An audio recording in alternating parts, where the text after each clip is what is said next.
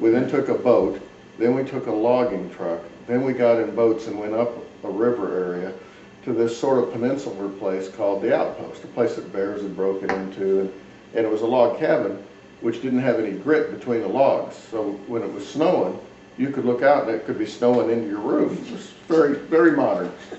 Anyway, Mr. McGee and Doug and some of them went to go fishing farther away from there. And we said, we're going to stay here and cut down a log and make the firewood. That was an easy task. Anyway, they said, we'll be back at sundown and we'll eat supper.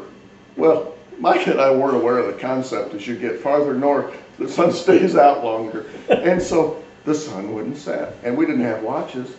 And we thought it was like 24 hours a day. Yeah, we kept saying, it is like Twilight Zone, because it got to be like 10 o'clock or so, and the sun's still out, and nobody ever comes back to feed us, and we're stuck on this peninsula out in the middle of Canada. You remember this? Oh, that was, it was sort of scary. They came back and laughed at us because we didn't realize sundown meant sundown. We were in 7th grade. You know, bears were all around there, you know they were. We're up there horsing around.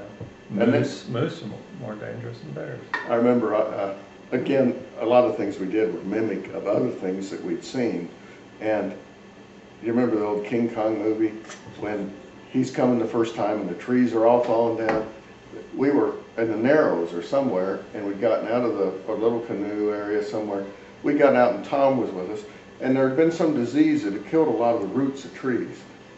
The line I'm getting to, I think, is sort of funny when it happened, but so we got way back in the forest a couple hundred yards, and we'd run through it, knocking over trees. And I'm not talking little trees, I'm talking trees like this big, and we'd run pushing them and go boom, boom, boom, boom. And Mr. McGee says, "You boys quit knocking down trees." I mean, who says that to their kids nowadays? Quit knocking down the forest. We were knocking down all those big trees, running through the forest, knocking them down. Mercy. Those Canada trips. Oh, and Critter. Oh yeah. You want to talk about Critter? Well, the first time we went up there, we got there late in the evening, and there was like the guy that owned the lodge was there. The people that worked for him were some native Indians up there. And a werewolf. And yeah, and they had a dog that was actually part wolf, and he didn't. He looked like a giant German Shepherd. And every time we go out of the little cabins we're in, he'd chase us. We really thought we were dead. I mean, we thought, what a horrible trip. Critter was chasing us. You remember in The Great Escape when the Ally guys would try... Too bad Doug wasn't there with a pellet gun. Yeah, when the Allies would try and sneak between the cabins so the Germans wouldn't see them. That's how we were with Critter. Like Mr. McGee'd say, go down to the lodge and get some water or something, whatever. And so we'd sneak out and we'd run from cabin to cabin looking for Critter. If we could have, we'd climbed on the roofs and tried to jump from roof to roof. He didn't bother any of the adults. Yeah. He just went after us, chasing us to Critter. Yeah. Canada was fun. Yeah. Doug again took us back up the beaver runs, and we went up there and fighting the beaver lodges. And yeah. Then we got to go to Canada again this year together. We did. It was every 60-some years, whether you need to or not, we went to Canada. Did you ever find a tree in Great Car? We didn't go in there. We didn't go Yeah. No. But I'll tell that story. One of those early trips, we portaged into a smaller lake, and there's a small boat that can only take 2, maybe 3 people at a time to the point on the lake where we're fishing. So if there's a party of 6, 7 guys, you'd have to wait at this where the portage met the lake while my dad put the motor on the little boat and took us like one at a time to the fishing point. It was called Fox Lake. And while you're there, there's a lot of trees right there on the shoreline, and we saw where people would Nice. talking about my dad again, where people would carve their names in trees. And so Greg carved, and it took a long time, carved in the tree, and we all did.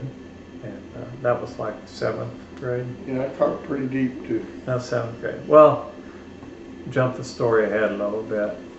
I went up again to Canada after I met Debbie, because I actually hitchhiked to Atlantic, Iowa, and my dad picked me up there, and we went on to Canada. And my dad always took teachers, coaches from Raytown up to Canada, let them have that experience. So Coach Brush, Coach Rice, Coach Park, and many other teachers were up there, and did this same portage again that Greg and I did all those years. And they're standing around waiting just like we did back then to go in the little boat. And one of them said something like, "Boy, nature's great. Hardly any men have been here." And he looked over on this tree. Of course, Greg had these coaches in high school, and now we're out of high school. But he carved this when he was in 7th grade. And the coach reads one of the names, was reading the names on the tree. And then he gets to Greg Grounds, professional neat guy. Small world. Professional neat guy.